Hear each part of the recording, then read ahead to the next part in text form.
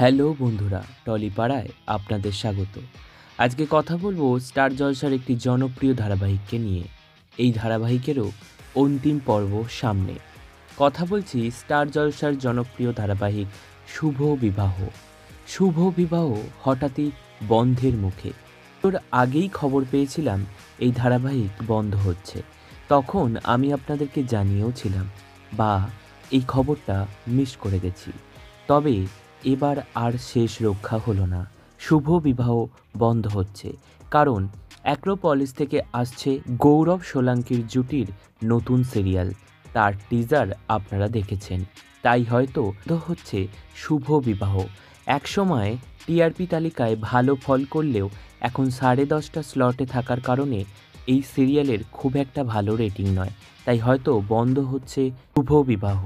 তবে শুভ বিবাহ বন্ধ হওয়ার আরও একটা কারণ, স্টার জলসায় আরও অনেক নতুন নতুন সিরিয়াল আসছে।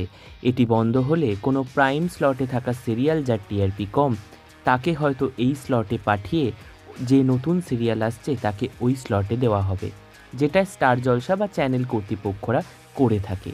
তাই এই খবরটি পেয়ে কার কার মন খারাপ আমাদের জানান, কারণ আমরা জানাবো এরপরে হয়তো আরও একটি নতুন সিরিয়াল আসছে অ্যাক্রোপলিস থেকে। সেখানে সুধাকে আপনারা ফিরে পেতেও পারেন।